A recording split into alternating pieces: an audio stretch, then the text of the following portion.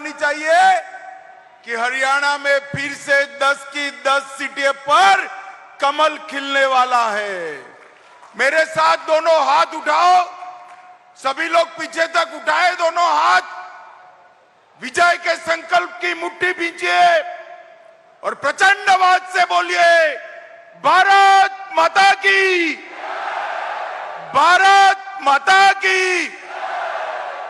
मंच पर उपस्थित बोलो जय श्री राम। मंच पर उपस्थित हरियाणा के सम्माननीय मुख्यमंत्री श्रीमान मनोहर लाल खट्टर जी, हमारे प्रदेश भारतीय जनता पार्टी के अध्यक्ष और मेरे मित्र श्रीमान धनखड़ जी, हमारे गृह मंत्री श्रीमान अनिल विज जी, श्री गजेंद्र शेखावत जी, त्रिपुरा के पूर्व मुख्यमंत्री और हरियाणा के प्रभारी भाई विप्लव देव जी, श्री कंवरपाल गुर्जर जी, रणजीत सिंह चौटाला जी, ओम प्रकाश, श्री सुभाष बराला जी, मेरे साथ दिल्ली से आए हैं, सिरसा जी खड़े हो जाइए, मजिंदर सिंह सिरसा जी जो यहाँ के हैं, दिल्ली भाजपा के बड़े नेता है, ताली बढ़ाओ सिरसा के लिए सभी लोग।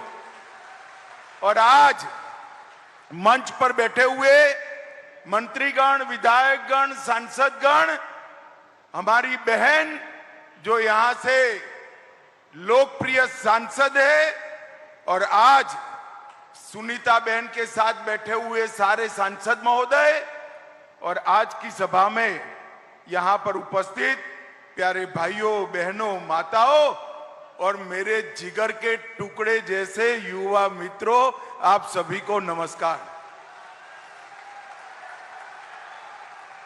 सबसे पहले हरियाणा की पवित्र भूमि, जहां गीता की रचना करने के लिए श्री कृष्ण ने जिस भूमि को तय किया, वो हरियाणा की भूमि को प्रणाम कर कर मेरी बात की शुरुआत करना चाहता हूं। मैं अभी अभी गुरुद्वारा चिला साहब में मत्था टेक कर आया, जहां स्वयं प्रथम गुरु नानक देव जी महाराज 40 दिन तक रहे, और दसम पिता ने भी जहां जब पंजाब छोड़ा तो यहीं पर निवास किया। ये पवित्र गुरुद्वारा और इस भूमि को मैं प्रणाम करता हूं।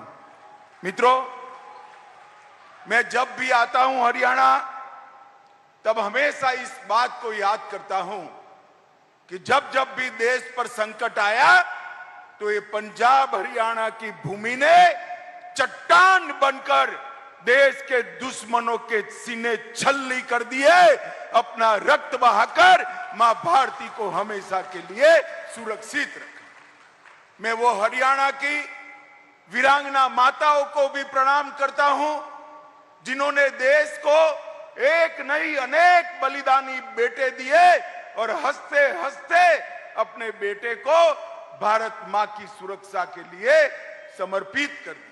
मैं वो माताओं को भी प्रणाम करना चाहता हूं। हरियाणा खिलाड़ियों की भूमि है। देश को अगर मेडल मिलता है तो हर तीसरा खिलाड़ी हरियाणा से होता है।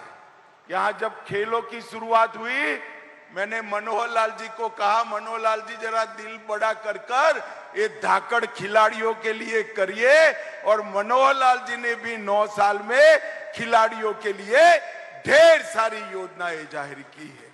और हरियाणा का किसान, देश में कहीं भी अकाल पड़े, धान न हो, गेहूं न हो, अनाज न हो, तो वो अनाज जो जाता है मेरे पंजाब हरियाणा से ही जाता है। वो किसानों को भी मैं प्रणाम कर कर मेरी बात की शुरुआत करना चाहता हूं। मित्रों, आज जो कार्यक्रम है, ये विशाल जनसभा है। मैं अभी गुरदासपुर से आया, आज सिरसा हूं। देश भर में भारतीय जनता पार्टी के कार्यकर्ताओं के दौरे लगे हैं। 9 साल तक नरेंद्र मोदी जी ने जो भारत की सेवा करने का प्रयास किया है, और आपने विशेषकर हरियाणा वालों ने दो दो बार सभी की सभी सीटें भारतीय जनता पार्टी में झोली में डालकर मोदी जी को प्रधानमंत्री बनाया। इसलिए मैं हरियाणा की जनता का यहां से धन्यवाद करने आया हूं। मित्रों, ये 9 साल देश के इतिहास में सुवर्ण अक्षरों से अंकित होने वाले। 9 साल पहले का भारत याद करिए। 12 लाख करोड़ के घपले, घोटाले, भ्रष्टाचार ये कांग्रेस पार्टी ने किया था।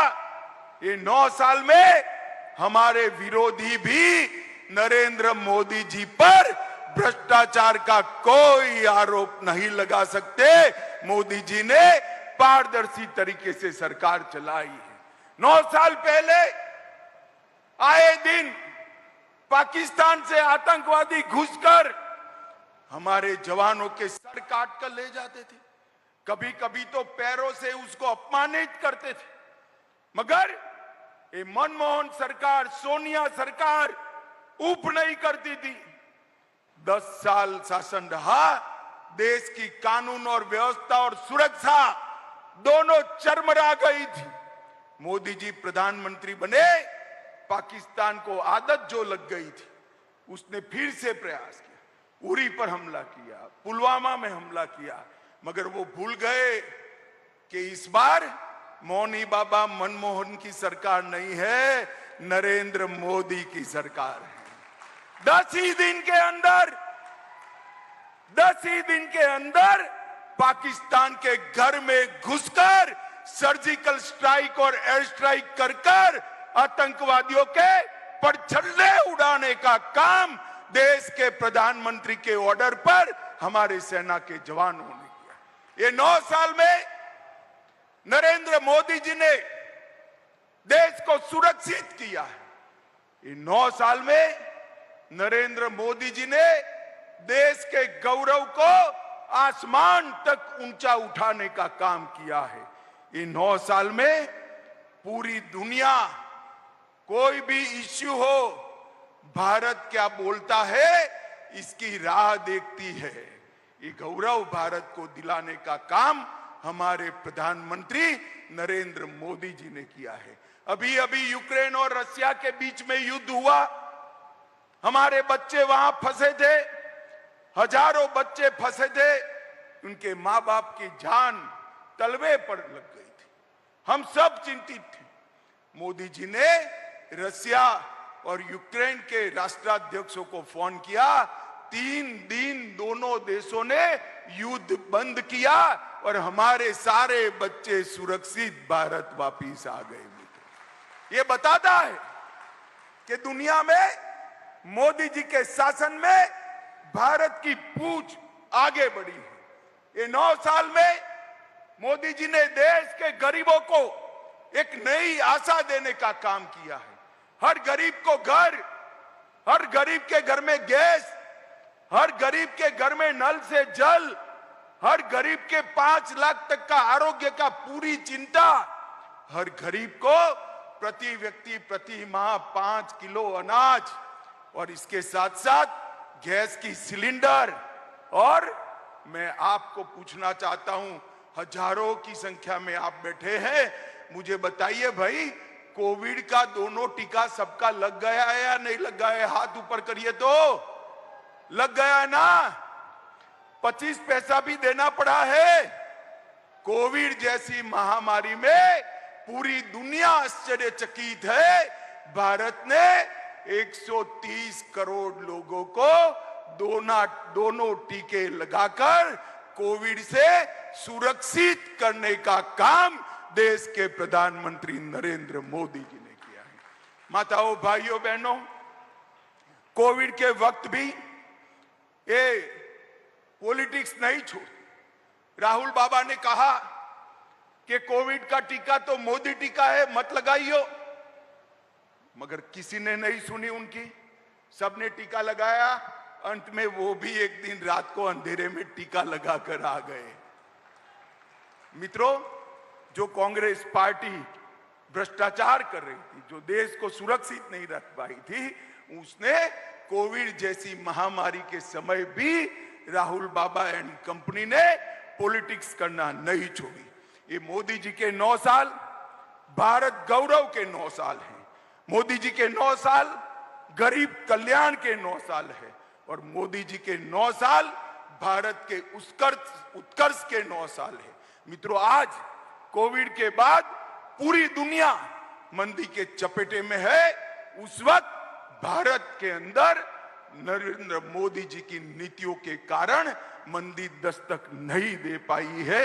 ये हमारे लिए बहुत बड़ी बात है। मित्रों, आज नरेंद्र मोदी जी के नेतृत्व में भारत आगे बढ़ा है।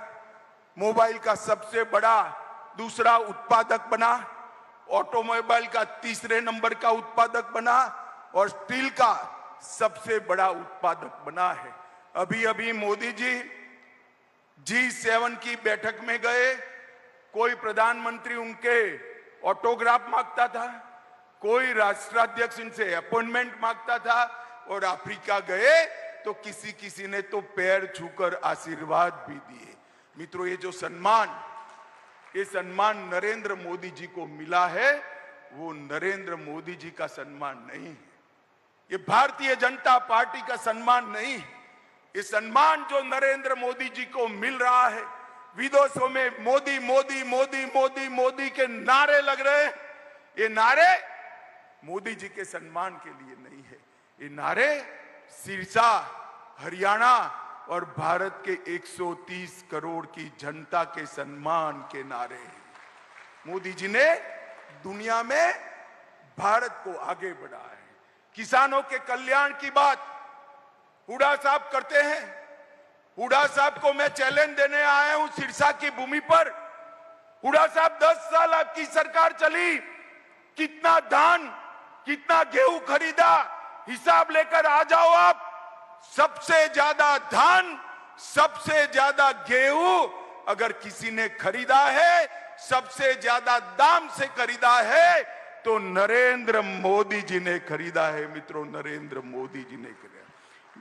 2023-24 में 260 लाख मैट्रिक टन गेहूं खरीदा और धान 385 लाख मैट्रिक टन करा।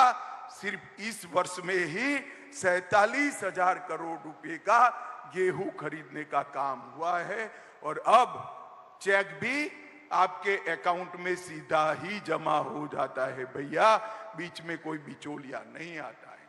हुड्डा साहब, आपकी सरकार अनेक साल रही, कभी 6,000 रुपया किसान को सीधा नहीं भेजा। हमारे मनोहर लाल जी ने 52 योजना लाई। आप कई साल मुख्यमंत्री बने, 52 योजना नहीं लाए। किसानों को क्रॉप परिवर्तन के लिए भी आपने कभी कोई काम नहीं किया। मित्रों, ये हुड्डा सरकार जो थी, ये 3D सरकार थी। 3D का मतलब है, 1D दरबारी, अपने दरबारियों की सरकार थी। दूसरा D दामाद की सरकार थी। कौन सा दामाद, समझ रहे हो ना? अरे समझ रहे हो या नहीं समझ रहे हो? दिल्ली के दामाद की बात कर रहा हूं, समझ रहे हो ना? एक दरबारी, एक दामाद और तीसरे डीलरों की सरकार थी। मनोहर लाल जी ने तीनों डी को समाप्त कर दिया है। मित्रों, मनोहर लाल खट्टर एक प्रकार से पहले पूरे हरियाणा के मुख्यमंत्री थे। पहले मुख्यमंत्री जो होता था वो सिर्फ रोहतक का होता था, रोहतक के अलावे किसी की चिंता नहीं करता था। भारतीय जनता पार्टी की सरकार बनने के बाद मोदी जी की सारी योजनाओं को मनोहर लाल जी ने जमीन पर पहुंचाया और पूरे हरियाणा का विकास करने का काम हमने किया है और हर वर्ग का हमने विकास किया है। हरियाणा का धाकड़ जवान, धाकड़ किसान और धाकड़ खिलाड़ी, ये तीनों देश की शान है मित्रों। और हरियाणा देश का सबसे बड़ा बासमती चावल निर्यात करने वाला राज्य ये 9 साल में बना। देश का सबसे पहला केरोसिन मुक्त राज्य बना, देश का सबसे पहला पढ़ी लिखी पंचायतों वाले राज्य बना, देश का सबसे पहला ओडीएस प्लस राज्य बना और हरियाणा की विकास दर 2015 से 22 तक 6% से ज्यादा रही है। मित्रों, ये डबल इंजन की जो सरकार है, ऊपर मोदी जी और नीचे मनोहर जी, उन्होंने हरियाणा के विकास में कुछ नहीं छोड़ा। 2019 से अब तक 5.22 बिलियन डॉलर का फॉरेन का निवेश मिला है। 400 फॉर्च्यून कंपनियों के कार्यालय गुरुग्राम हरियाणा में है और देश में 2 गाड़ी बनती है। मेरी बात ध्यान से सुनना सिरसा वालों, देश में 2 गाड़ी बनती है तो इसमें से 1 गाड़ी मेरे हरियाणा से बनकर देश में जाती है। 50% गाड़ियां हरियाणा से बनती है। आज मैं जब यहां आया हूं तब चौधरी देवीलाल जी को भी जरूर याद करना चाहता हूं। देवीलाल जी ने हरियाणा के किसानों के लिए ढेर सारे सपने देखे थे और किसी ने तो पूरे नहीं किए। हमारे नरेंद्र मोदी जी ने इसको पूरा करने का काम किया है। मित्रों, हरियाणा नशे का शिकार बन रहा है। मैं आप सभी को कहना चाहता हूं, देश का प्रधानमंत्री नरेंद्र मोदी जी इस बात से बहुत चिंतित है और उन्होंने भारत सरकार के गृह मंत्रालय के सामने एक लक्ष्य रखा है कि कुछ ही समय में भारत नशा मुक्त होना चाहिए और ये अभियान हरियाणा में चालू हो गया है। मित्रों, सिरसा में भी ये 9 साल में बहुत कुछ हुआ है। 1513 करोड़ रुपए का किसानों को बीमा का क्लेम दिया है हमने। राष्ट्रपति द्रौपदी मुर्मू ने 22 एकड़ भूमि पर 1000 करोड़ के साथ मेडिकल कॉलेज की आधारशिला रखी। सिरसा फतेहाबाद मार्ग का निर्माण चल रहा है। कई नए पुल बन रहे हैं। सिरसा के तेजाखेड़ा, आशाखेड़ा और चौटाला की जमीन पर मेगा फूड पार्क बन रहे हैं। सिरसा में एक नए जल उपचार संयंत्र का निर्माण हुआ है और सौर ऊर्जा केंद्र भी गुजरात में बन रहे, सिरसा में बन रहे हैं। मित्रों, एक कॉन्स्टिट्यूएंसी में इतना सारा विकास कभी पर नहीं हुआ। सुनीता दुग्गल हमेशा भारत सरकार के मंत्रियों के पास आपके सवालों को लेकर झगड़ा भी कर लेती है और गिड़गिड़ा भी लेती है। एक ताली सुनीता बहन के लिए बजा दीजिए सभी लोग। मित्रों, ये हुडा जी हमेशा कांग्रेस की बात करते हैं। मैं हुडा जी को पूछने आया हूं, हुडा महाराज, हिसाब लेकर हरियाणा की जनता को दो कि आपके शासन में, कांग्रेस के शासन में, ऊपर नीचे दोनों आपकी सरकारें थी, आपने हरियाणा को क्या दिया। मैं आपको कहता हूं, कांग्रेस की सरकार थी तब 2004 से 14 तक हरियाणा को डिवेल्यूशन और ग्रांट इन एड के कुल मिलाकर 40,000 करोड़ रुपया दिया था। कितना दिया था भाई, जरा बोलो तो? 40,000 करोड़। और नरेंद्र मोदी जी ने 40,000 करोड़ से बढ़ाकर 1,30,000 करोड़ रुपया देने का काम किया है। 1,30,000 करोड़ रुपया, और वो हमारा हिसाब मांगते हैं। मित्रों, हमने 1400 किलोमीटर नए नेशनल हाईवे बनाए, 17 नए राष्ट्रीय राजमार्ग हरियाणा में घोषित किए, 20,000 करोड़ रुपए से आर्थिक गलियारे की योजना बनाई, 12,150 करोड़ की लागत से सबसे बड़े गुरुग्राम पलवल नूह जिलों से गुजरने वाले एक्सप्रेस वे को बनाया। 4,000 करोड़ की लागत से कुंडली मानेसर पलवल एक्सप्रेसवे का उद्घाटन हो चुका है और इसके साथ साथ 11,000 करोड़ की लागत से खरखोदा में 10 लाख वाहन की प्रति साल क्षमता रखने वाली मारुति का विस्तारीकरण कार्यक्रम हुआ। कई सारी संस्थाएं दी, कैंसर, राष्ट्रीय कैंसर इंस्टीट्यूट, 710 बेड, 100 एकड़ भूमि पर श्री कृष्ण आयुष विश्वविद्यालय, भारतीय सूचना प्रौद्योगिकी संस्थान सोनेपत, एनआईडी हरियाणा, ढेर सारी संस्थाएं दी। और मित्रों, 20 लाख किसानों को हर साल 6,000 रुपया मिल रहा है। जल जीवन मिशन 30 लाख लोगों के घर में नल से जल पहुंचा है। आयुष्मान भारत के लाभार्थी 82 लाख है। 7.5 लाख शौचालय बन चुके हैं। 1 करोड़ 30 लाख लोगों को फ्री ऑफ कॉस्ट प्रति व्यक्ति 5 किलो अनाज मिल रहा है। प्रधानमंत्री आवास योजना के टोटल 75,000 से ज्यादा घर बने हैं और ढेर सारे काम किए हैं। अंत में मैं एक ही बात कहना चाहता हूं, सिरसा वालों, आप मुझे बताओ, ये कश्मीर जो है वो हमारा है या नहीं? जोर से बोलो भाई, कश्मीर हमारा है या नहीं है? धारा 370 हटनी चाहिए थी या नहीं हटनी चाहिए थी? अब तक किसी ने काम नहीं किया। मोदी जी को आपने 10 की 10 सीटें दे दी, फिर से प्रधानमंत्री बने। 5 मई 2019 को एक ही झटके से धारा 370 को मोदी जी ने समाप्त कर हमेशा के लिए कश्मीर को हमारा कर दिया। और ये कांग्रेस वाले कहते थे मत करिए मत करिए। मैंने पूछा राहुल बाबा को क्यों न करे, तो कहे कश्मीर में खून की नदियां बह जाएगी। राहुल बाबा, खून की नदी छोड़ो, किसी की कंकर चलाने की भी हिम्मत नहीं हुई है ये नरेंद्र मोदी सरकार। माताओं, भाइयों, बहनों, हरियाणा के आशीर्वाद से आपने 2 बार मोदी जी को प्रधानमंत्री बनाया है। 2024 में भारतीय जनता पार्टी के कार्यकर्ता आपके पास आएंगे, हाथ जोड़कर आपका आशीर्वाद मांगेंगे। मैं भी आज हरियाणा की जनता को अपील कर जाता हूं कि फिर से एक बार 10 की 10 सीटें मोदी जी की झोली में डालिए और देश को दुनिया में नंबर 1 बनाने के लिए 2024 में मोदी जी को प्रधानमंत्री बनाइए। मुझे बताओ, 24 में मोदी जी को प्रधानमंत्री बनाओगे क्या? अरे जोर से बोलो, बनाओगे? भाजपा सरकार बनाओगे? 300 से ज्यादा सीटों के साथ बनाओगे?